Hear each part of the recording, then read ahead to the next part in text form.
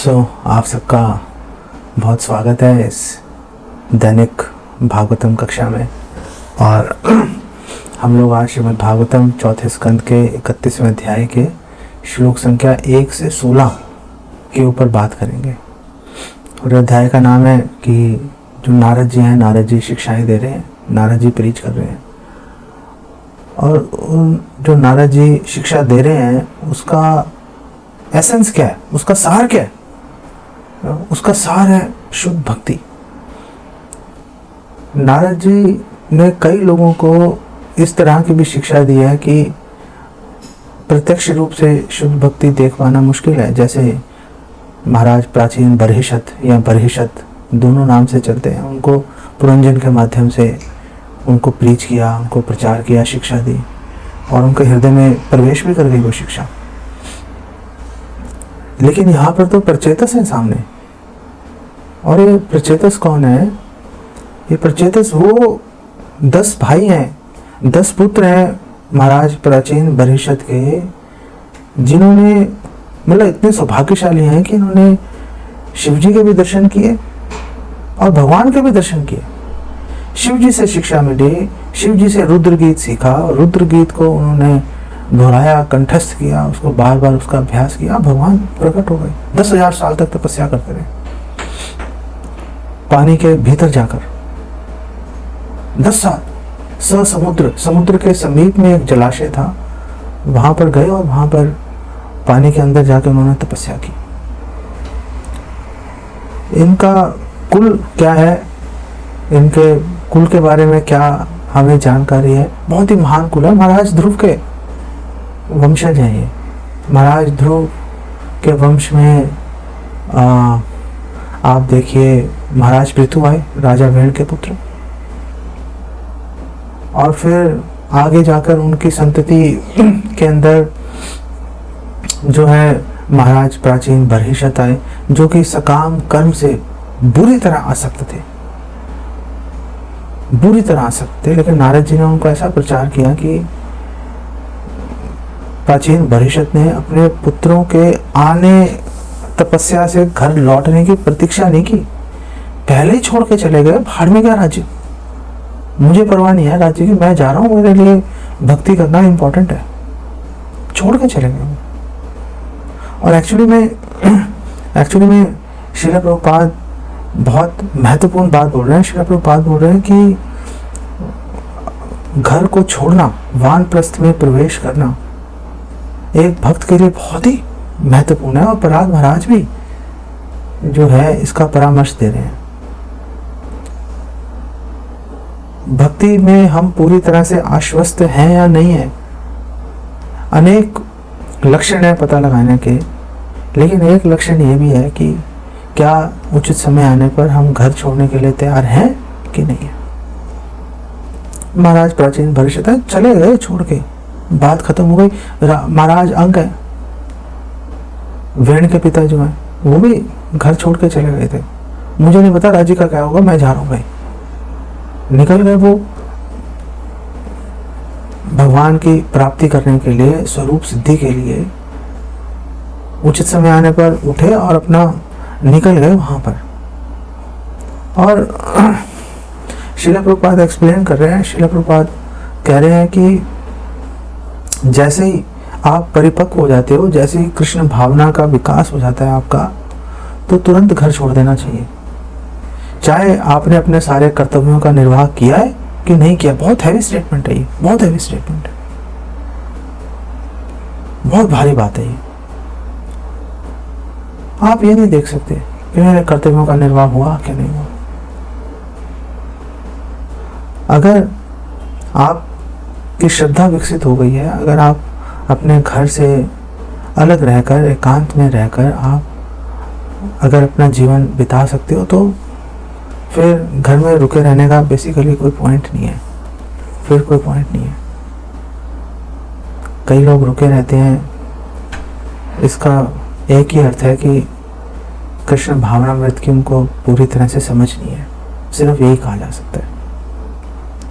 कई लोग चिंता करते हैं अपने वाइफ के बारे में, तो वानप्रस्थ के अंदर आप अपनी पत्नी को साथ में रख भी सकते हैं और अपने पुत्र को सौंप भी सकते हैं। दोनों सुविधाएं वानप्रस्थ में उपलब्ध हैं, तो इतना भयंकर चिंता का विषय नहीं है। और फिर ये जो प्रचेतस है, इनसे आगे जो राजा दक्ष हैं, जिन्होंने शिव जी का अपमान किया, वो अपमान करने के कारण उनको अपना शरीर छोड़ना पड़ा उनको।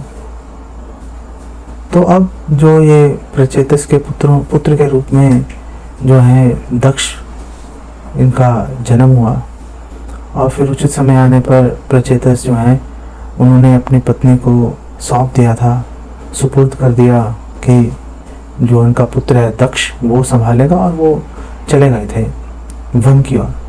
और वन में भी बेसिकली कहाँ गए? वन के अंदर, वन में वहाँ गए जहाँ पर एक बड़े महात्मा थे जाजली के नाम से, वो वहाँ पे तपस्या कर रहे थे। तो उनके समीप, उनके निकट ही कहीं रहकर जो है ये 10 के 10 भाई जो है इन्होंने तपस्या करनी शुरू की दोबारा से। एक बार पहले कर चुके हैं 10,000 साल तक,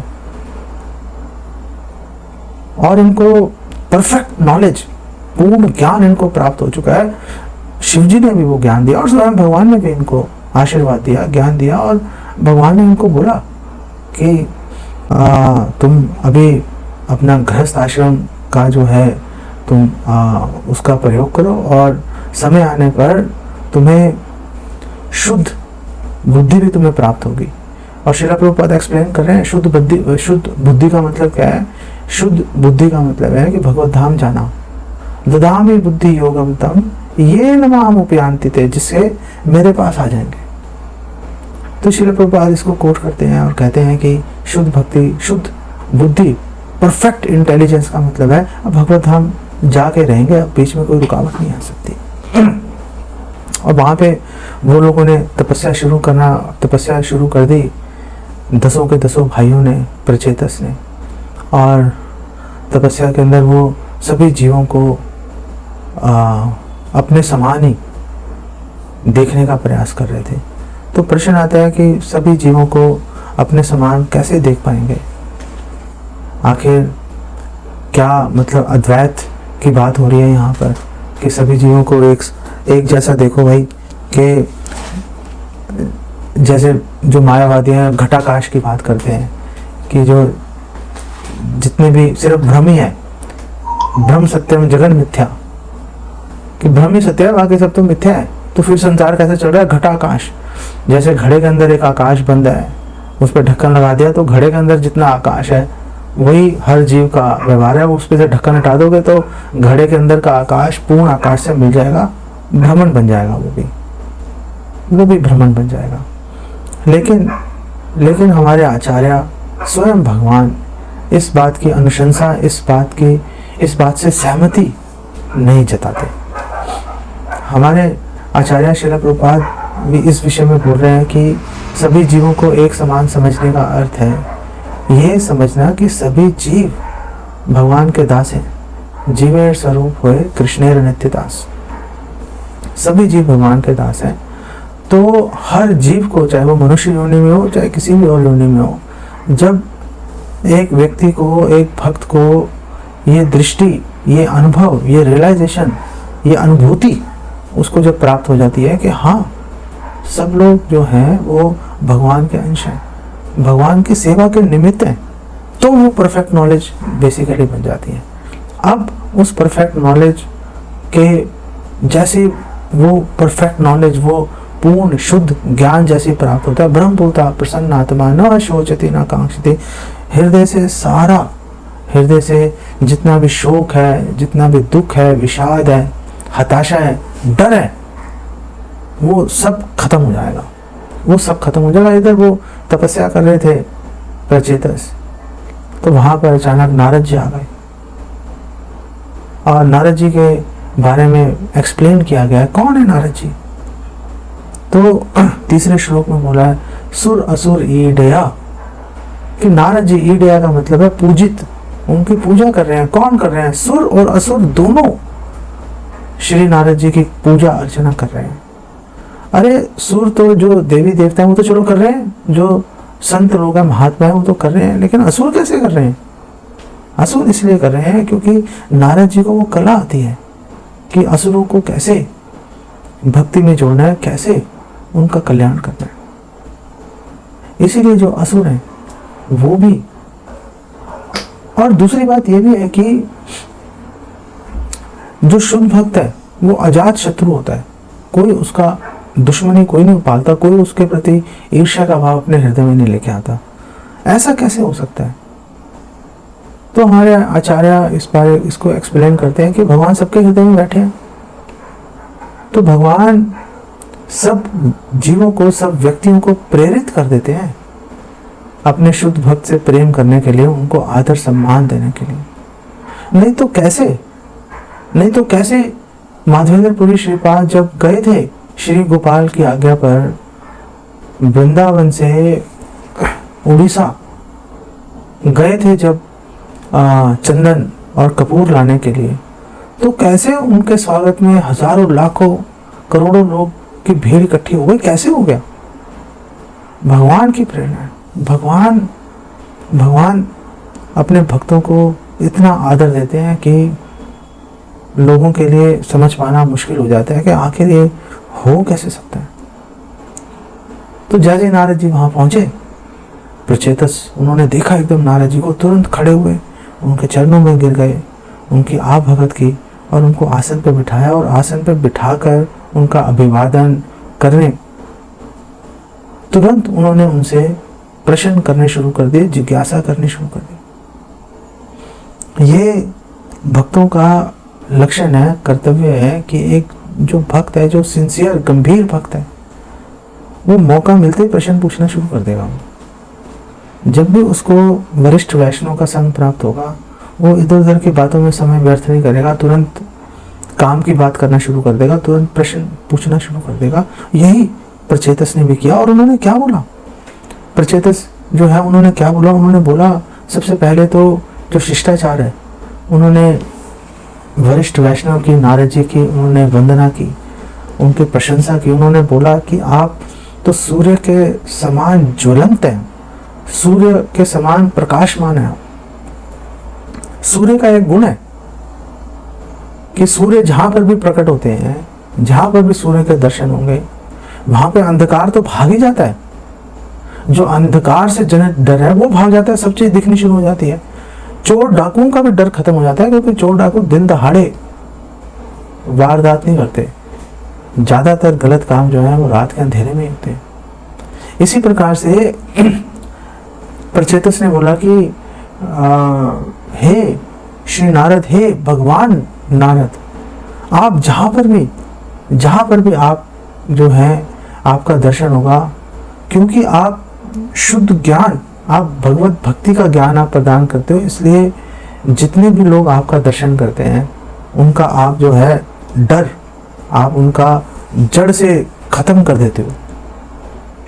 नारद जी की प्रशंसा करने के बाद प्रचेतस ने बोला, क्योंकि ये सवाल उठ सकता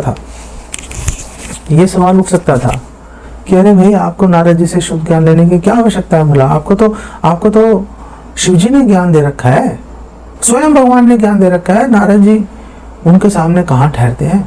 नारद जी से आपको ज्ञान लेने की क्या आवश्यकता है? तो उन्होंने जो ये प्रश्न पूछा नहीं गया,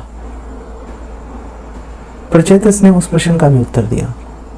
अब उन्होंने नारद जी को बोला कि हम लोग पूरी तरह से अपने घर में आ सकते हैं, घर छोड़ चुके हैं, वन में रह के तपस्या कर रहे हैं, और कह रहे हैं कि हमारी अपने घर में अत्यधिक आसक्ति के कारण जो ज्ञान हमें शिव जी से, और जो ज्ञान हमें भगवान स्वयं साक्षात भगवान ने ज्ञान प्रदान किया, करीब करीब हम उस ज्ञान को भूल चुके हैं। तो पता नहीं कैसे थोड़ा बहुत कुछ याद रह गया, तो हमने मतलब घर छोड़ के चलो तपस्या करनी शुरू कर दी, लेकिन हम ज्ञान भूल चुके थे अपने घर में आसक्ति के चलते। समय बीत जाने के साथ साथ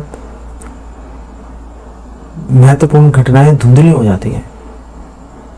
जब नारद जी गए थे प्रहलाद महाराज से मिलने के लिए, नारद जी ने बोला, आप तो बहुत महान भक्त हो, स्वयं भगवान आ गए नरसिंह देव, आपको बचाने के लिए। तो प्रहलाद महाराज ने बोला कि पता नहीं काफी टाइम हो गया इस बात को, ऐसा लग रहा है कि एक सपना सा था, एक स्वप्न था, कुछ ठीक से याद नहीं आ रही चीजें, भूलता जा रहा हूँ समय बीतने के साथ साथ। पता नहीं हुआ था नहीं हुआ था, पता नहीं मेरे मन का वहम तो नहीं था कि भगवान आके मेरे लिए कैसे आ सकते हैं। और चलो आए होंगे तो मेरे को तो उन्होंने क्या दिया कि जो हिरण्यकशिपु को उन्होंने दिया कि हिरण्यकशिपु की अंतड़ियों को उन्होंने हार के रूप में स्वीकार कर लिया। वो अन्न लपेट ली थी ना उसको स्वीकार कर लिया उन्होंने, अपने गोदी में बिठाया उसको, हिरण्यकशिपु को। हाँ, उसको इतना महत्व दे दिया उसको। मुझे तो ठीक से याद नहीं है, तो समय बीतने के साथ धुंधली हो जाती हैं चीजें।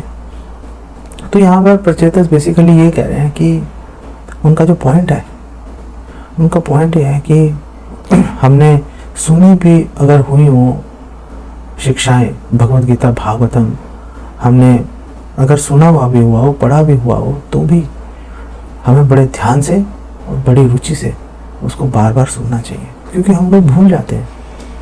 घर में आ सकती है, दुनिया भर के सांसारिक गतिविधियां हैं, नहीं याद रहती चीजें।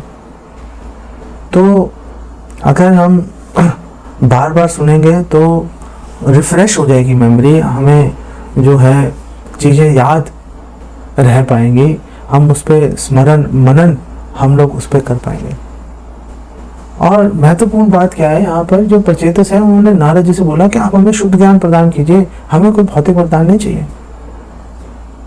ना ही उन्होंने कहा है आप कहाँ से आ गए, हमने तो भगवान से ज्ञान ले रखा है भाई, आप हमें क्या बताओगे जो भगवान नहीं बता सके, आप ऐसी क्या चीज बताओगे। ऐसे नहीं बात बनती, ऐसे नहीं बात बनती। भगवान को एक भक्त के सभी गुणों में सबसे अधिक प्रिय जो है वो विनम्रता का गुण है। और विनम्रता का मतलब ये नहीं है कि आप भक्तों को देखकर उनके पैरों में लौट जाओ और जबरदस्ती उनके चरण रज अपने माथे पे लगाओ, नहीं। विनम्रता का अर्थ है कि बड़े विनीत भाव से उनसे जिज्ञासा करें और फिर जो बातें वो बता रहे हैं उसको अपने जीवन में उतारें। अगर जीवन में नहीं उतारा तो फिर आखिर बात करने का मतलब ही क्या है। नारद जी बड़े संतुष्ट हुए उनके व्यवहार से, और नारद जी ने उनको जो है दिव्य ज्ञान, आध्यात्मिक शिक्षा नारद जी ने उनको प्रदान करनी शुरू की। और नारद जी को जैसे मैंने बताया कि उनको डिस्क्राइब किया गया भगवान नारद। और श्रील प्रभुपाद यहाँ कह रहे हैं, श्रील प्रभुपाद बोल रहे हैं कि आखिर नारद जी को भगवान क्यों ना बोला जाए, आखिर वो अपने हृदय में भगवान को लेकर चल रहे हैं। और श्रील प्रभुपाद आगे कह रहे हैं कि अगर किसी रास्कल को, किसी दुष्ट कमीने आदमी को अगर कोई भगवान बोलेगा तो हम उसे सहन नहीं करेंगे, हम उसका प्रतिरोध करेंगे, हम उसको काटेंगे। अब नारद जी शिक्षा देनी शुरू कर रहे हैं, तो 9वें श्लोक से जो है नारद जी ने शिक्षा देनी शुरू की। और जो ये शिक्षा है वो आपके मेरे जैसे जो घर में रह रहे हैं, जो गृहस्थ भक्त हैं, उनके लिए ये शिक्षा बहुत महत्वपूर्ण है। और नारद जी ने बोला कि देखो, अगर कोई भक्ति में जुड़ा है, अगर कोई अच्छे से भक्ति कर रहा है, तो उसका जन्म, उसके जो कर्म है, जो सकाम कर्म है, उसका जीवन, जो उसकी आयु है, उसका मन, उसके शब्द सब पूरी तरह से परफेक्ट है, पूरी तरह से सफल है। समझो जीवन सफल हो गया। कैसे हो गया? भगवान की भक्ति में जुड़ गए। बस भगवान की भक्ति में जुड़ेंगे तो हम कोई चीज ठीक से परफेक्टली अगर नहीं भी कर पाएंगे तो भी नारद जी यहाँ पर ये आश्वासन दे रहे हैं कि पूरा परफेक्ट उसका आपको फल मिलेगा। हर तरफ से, चारों दिशाओं से, हर तरह के लोगों से आपको पूरा आदर और सम्मान मिलेगा, केवल भगवान की भक्ति में जुड़ने के कारण। और नारद जी ने कहा देखो, 3 तरह के जन्म होते हैं। शौक्र, जो पति पत्नी में या नर मादा में जो है वीर्य प्रदान करने से जो बच्चा पैदा होता है। और दूसरा सावित्र, कि जब उसकी दीक्षा होती है। और तीसरा याज्ञिके। याज्ञिके का मतलब है कि जब उसको यज्ञ इत्यादि करने की, भगवान के विग्रह की पूजा अर्चना करने की जब उसको दीक्षा उसको प्राप्त हो जाती है, ब्राह्मण दीक्षा प्राप्त हो जाती है। श्रील प्रभुपाद यहाँ पर इस श्लोक के अंदर गर्भाधान संस्कार की बात करते हैं। श्रील प्रभुपाद बोल रहे हैं कि अच्छी संतान के लिए गर्भाधान संस्कार अत्यंत महत्वपूर्ण है। विशेषकर से जो ब्राह्मण प्रवृत्ति के लोग हैं उनके लिए गर्भाधान संस्कार का पालन करना बहुत महत्वपूर्ण है। गर्भाधान संस्कार का मतलब है कि जब पति उचित शुभ समय आने पर जब वो वीर्य दान करता है अपनी धर्म पत्नी को, तो उससे पहले दोनों पति और पत्नी बैठकर अपनी चेतना को शुद्ध करते हैं। कलयुग में चेतना को शुद्ध करने का केवल एक ही उपाय है, भगवान कृष्ण के दिव्य नामों का जप करना, हरे कृष्ण महामंत्र का जप करना। तो पूरी तरह से अपने चित्त में से काम वासना को निकाल के केवल भगवान की सेवा के निमित्त जब ऐसी चेतना के साथ में पति पत्नी को वीर्य दान करता है, उसको गर्भाधान संस्कार कहते हैं बेसिकली। और श्रील प्रभुपाद कह रहे हैं कि देखिए, गर्भाधान संस्कार अगर नहीं किया तो जो भी संतान पैदा होगी वो शूद्र संतान पैदा होगी, शूद्र प्रवृत्ति की होगी। इसीलिए तो बोल रहे हैं कलयुग में सभी शूद्र हैं। अरे अगर कलयुग में सभी शूद्र हैं तो फिर संभावना क्या है आगे बढ़ने की, इस जन्म मृत्यु के चक्र से बाहर निकलने के लिए? तो श्रील प्रभुपाद बोल रहे हैं अब जब सब शूद्र बन गए, सब शूद्र बन गए, तो अब भगवान ने बड़ी दया करके 5 रात्रि विधि भगवान ने प्रदान कर दी। और श्रील प्रभुपाद कह रहे हैं कि अगर किसी में लेश मात्र भी अगर भगवान कृष्ण के प्रति, भगवान के प्रति अगर लेश मात्र भी श्रद्धा है तो उसको अवसर प्रदान किया जाता है।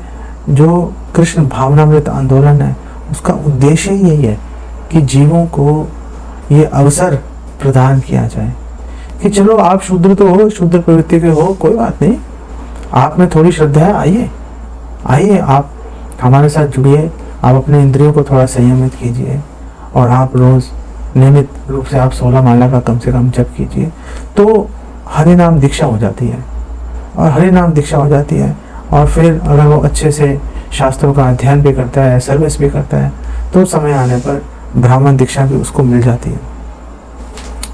तो वो जो शूद्र प्रवृत्ति के साथ पैदा हुआ था उसका क्या? श्रील प्रभुपाद ने कहा वो अब महत्वपूर्ण नहीं रही बात, वो बात अब महत्वपूर्ण नहीं रही। और श्रील प्रभुपाद इसके लिए प्रमाण देते हैं। और श्रील प्रभुपाद कहते हैं देखो, जिस प्रकार कांसे में पारा मिला के सोना बन जाता है, उसी प्रकार चाहे शूद्र प्रवृत्ति का व्यक्ति भी क्यों ना हो, अगर दीक्षा विधान के द्वारा वो ब्राह्मण, वो वैष्णव, उच्च कोटि का वैष्णव बन सकता है, इसमें कोई भी बेसिकली संशय नहीं है। प्रहलाद महाराज भी इस बात की अनुशंसा कर रहे हैं। प्रहलाद महाराज कह रहे हैं पुराना जीवन, शूद्र जीवन जो कभी बताया हमने, अभी तक बताते रहे, वो इतना महत्वपूर्ण नहीं है। वो 2 व्यक्तियों की बात करते हैं, ब्राह्मण और चंडाल। और प्रहलाद महाराज कहते हैं कि चलो अगर किसी ने ब्राह्मण कुल में जन्म लिया और वो यजन याजन पठन पाठन दान प्रतिग्रह सब तरह की विधियों में पूरी तरह पारंगत है, लेकिन भगवान की भक्ति नहीं करता, भगवान में श्रद्धा नहीं है, ऐसा व्यक्ति आदर सम्मान देने योग्य नहीं है। जबकि एक शूद्र व्यक्ति जो कि शूद्र परिवार में जन्म हुआ लेकिन भगवान की भक्ति कर रहा है, वैष्णव है, तो उसको ब्राह्मण से अधिक उसको सम्मान देना चाहिए, इसमें कोई भी संशय नहीं है।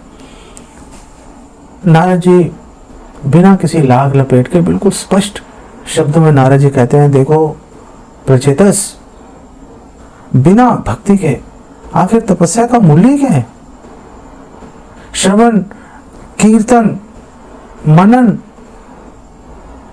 इंद्रिय तृप्ति का बल का, शारीरिक बल का आखिर मतलब ही क्या है? कोई मतलब नहीं है।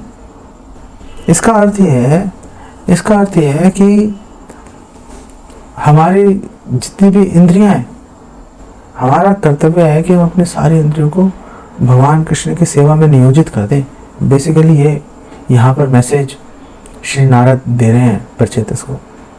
और 12वें श्लोक में नारद जी बोल रहे हैं कि आपने योग किया, ध्यान किया, फलाना किया, ढिमकाना किया, क्या भगवान पर आप ध्यान केंद्रित कर पाए? अगर इसका उत्तर ना है तो सारी क्रियाएं बेकार हैं, वर्थलेस है, मूल्यहीन है, 2 टके की कीमत नहीं है उसकी, 2 कौड़ी की। जो भी हम कार्य कर रहे हैं भगवान पर हमारा ध्यान केंद्रित करने में सहायक होना चाहिए। चाहे हम ऑफिस में जॉब ही क्यों ना कर रहे हो, चाहे हम अगर डॉक्टर हैं, हम मरीजों का इलाज क्यों ना कर रहे हो, चाहे हम बिजनेस क्यों ना कर रहे हो, या जो गृहिणियाँ हैं, जो माताएं हैं, चाहे अपने घर का काम क्यों ना कर रही हो, पीछे केवल एक ही उद्देश्य होना चाहिए कि हम क्या भगवान की कृपा का अनुभव कर पा रहे हैं कि नहीं कर पा रहे हैं।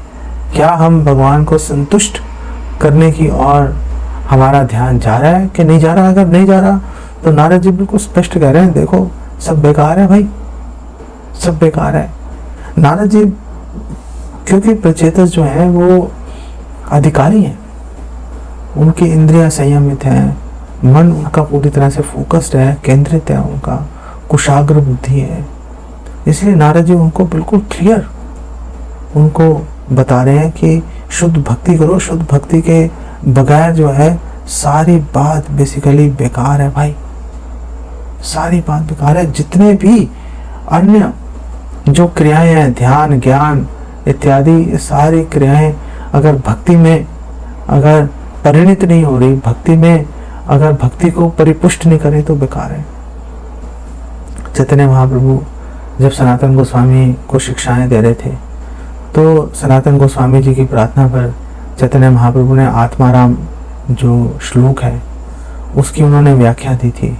और उस व्याख्या के दौरान चैतन्य महाप्रभु ने इसी जो यहाँ पर इस 12वें श्लोक में जिसका वर्णन है, इसी बात को श्री चैतन्य महाप्रभु ने बड़े विस्तार से समझाया था कि जितने भी तरह की क्रियाएं हैं अंततः उनका समापन जो है वो भगवान की भक्ति में लगना चाहिए। लेकिन यहाँ पर ये सवाल उठ सकता है कि आखिर भगवान की भक्ति को, वो भी भगवान के जो साकार रूप में भक्ति है, उसको आखिर इतना महत्व क्यों दिया जा रहा है? क्या हम भगवान के जो निर्विकार रूप है, क्या हम उस पर ध्यान नहीं लगा सकते? क्या प्रॉब्लम है? वो तो भगवान ही का रूप है, उस पर हम ध्यान क्यों नहीं लगा सकते? आप क्यों बोल रहे हो कि मतलब आओ जी भगवान के साकार रूप पे ध्यान लगाओ? तो नारद जी 13वें श्लोक में इसका उत्तर देते हैं। नारद जी बोल रहे हैं कि भगवान के साकार रूप पे इसीलिए ध्यान लगाने का परामर्श दिया जाता है, शिक्षा दी जाती है, क्योंकि भगवान का साकार रूप हर वस्तु, हर क्रिया, हर व्यक्ति, निर्विकार जो भगवान का जो ब्रह्म ज्योति है, उसका भी स्रोत कौन है? उसका भी स्रोत स्वयं भगवान का साकार रूप है।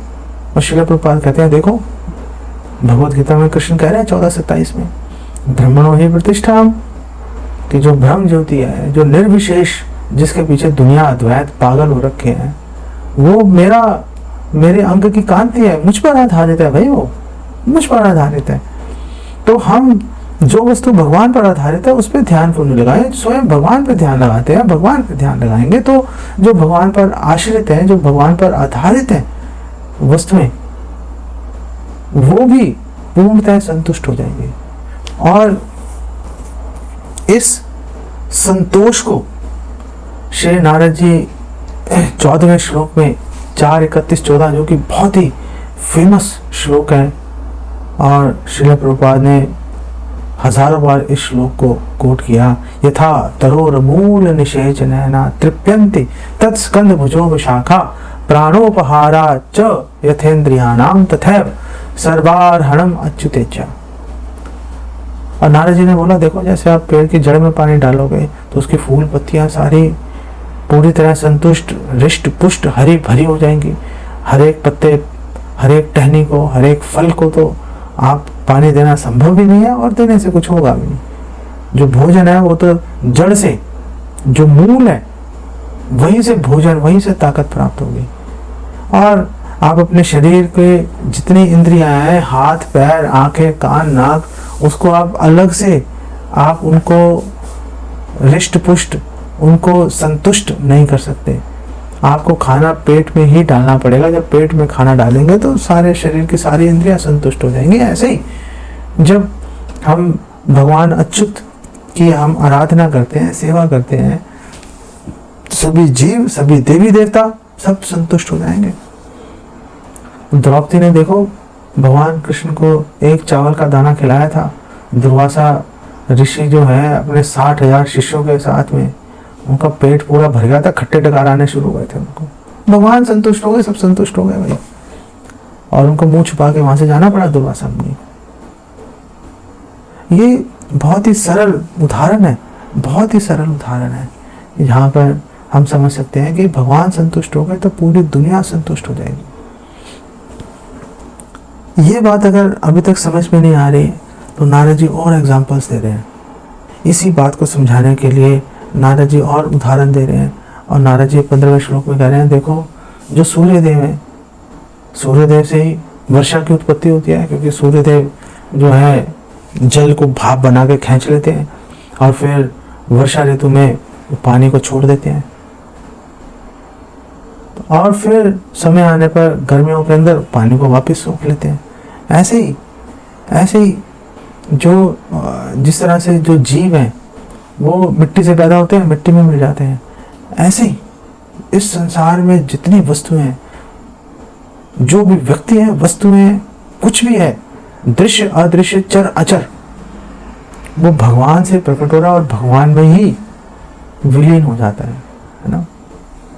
यस्य एक निश्वसित कालमथ अवलंब्य जीवंति लोम विलिजा जगदंडनाथा विष्णुर्महान स यस्य कला विशेषो गोविंदमादि पुरुषम तमहं भजामि। ब्रह्मा जी भी कह रहे हैं, भगवान श्वास छोड़ते हैं, पूरा संसार, सारे ब्रह्मांड प्रकट हो जाते हैं, और भगवान श्वास अंदर खींचते हैं तो एक श्वास छोड़ने और खींचने के अंदर ही ब्रह्मा जी इत्यादि लोकपाल जो इतनी दीर्घ आयु है वो सब खत्म हो जाती है एक सांस छोड़ने और लेने के अंदर।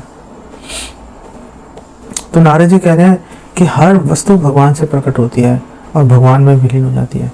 और श्रील प्रभुपाद यहाँ पर बहुत ही अच्छा एक एक्सप्लेनेशन दे रहे हैं। श्रील प्रभुपाद बोल रहे हैं कि ये जो बात है ये अचिंत्य भेदाभेद तत्व को यहाँ पे प्रदर्शित कर रहा है, जिसकी व्याख्या श्री चैतन्य महाप्रभु ने बहुत ही कृपावश प्रकट की।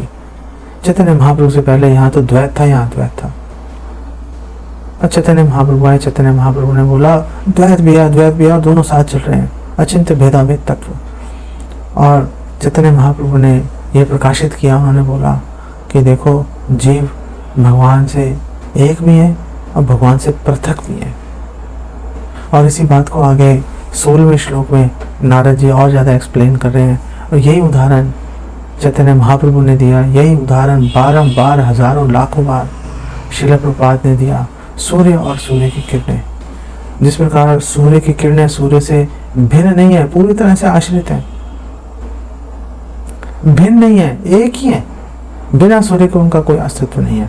लेकिन सूर्य की किरणों को सूर्य भी नहीं कहा जा सकता, तो सूर्य की किरणें सूर्य से पृथक भी है। और चैतन्य महाप्रभु ने जो उदाहरण दिया, वो उदाहरण इस 16वें भागवतम के इस श्लोक के अंदर उसका प्रमाण जो है हमें प्राप्त हो जाता है। और श्री नारद ने उनको प्रचेतस को समझाया कि देखो हर वस्तु भगवान पर पूरी तरह से आश्रित है। हम सब भक्तों को इस बात को बहुत गंभीरता से समझना चाहिए कि जब हर वस्तु भगवान पर पूरी तरह आश्रित है तो इसका अर्थ यह है कि हमारे जीवन में जो भी घटित हो रहा है वो भगवान की योजना और हमारे पाप कर्मों के फलस्वरूप ही है। इसका अर्थ यह है कि भक्तों को दो काम हर हालत में करते रहना चाहिए। पहला काम यह है कि कभी भी कंप्लेंट नहीं करनी चाहिए, समस्याएं बड़ी आ रही हैं, भक्तों का व्यवहार मेरे से अच्छा नहीं है, सेवा बहुत ज़्यादा दे रहे हैं या सेवा ही नहीं मिल रही है, कोई भी कंप्लेंट मत कीजिए। और दूसरी बात यह है कि हमें भरसक प्रयास ये करना चाहिए कि हम लोग भगवान का चिंतन अधिक से अधिक बढ़ा सकें। नारद जी इन शिक्षाओं में जो प्रचेतस को दे रहे हैं, इसी विषय पर जोर दे रहे हैं। इसी बारे में नारद जी प्रचेतस को और उनके माध्यम से आपको, मुझे, हम सबको नारद जी ये शिक्षा देने का प्रयास कर रहे हैं, समझाने की चेष्टा कर रहे हैं कि भगवान की भक्ति के अतिरिक्त और कोई भी वस्तु, कोई भी कार्य एक्चुअली में महत्वपूर्ण है नहीं। हम लोग बेकार में उसको हम महत्व, उसको वैल्यू, हम उसको प्राथमिकता दे सकते हैं, लेकिन वास्तव में ऐसा है नहीं। सच्चाई, तत्व कुछ और है। हम लोग अज्ञानता के चलते, आसक्ति के चलते, काम वासना के चलते हम लोग अलग अलग गतिविधियों को, अलग अलग कर्तव्यों को, भौतिक संसार के, उनको हम बहुत अधिक महत्व देना शुरू कर देते हैं। इतनी कोई खास आवश्यकता नहीं है। और दूसरी बात जो यहाँ पर महत्वपूर्ण है वो ये है कि ना तो अगर हमारी कृष्ण भावना में विकसित हो गया है तो घर में रहने की आवश्यकता नहीं है, और प्री मैच्योर स्टेज में, अपरिपक्व अवस्था में घर छोड़ने की भी आवश्यकता नहीं है। जब तक पूरी तरह से कृष्ण भावना में श्रद्धा, भगवान कृष्ण में भक्ति में श्रद्धा विकसित नहीं हो जाए, तब तक अपरिपक्व अवस्था में घर छोड़ने से प्रॉब्लम्स आ सकती हैं। तो क्या हमें क्या करना चाहिए, कैसे व्यवहार करना चाहिए, उसके लिए जो आपके वरिष्ठ वैष्णव हैं, जो आपकी रग रग को जानते हैं, उनसे परामर्श लेके कदम आगे बढ़ाना चाहिए। यहाँ पे इसको विराम देता हूँ।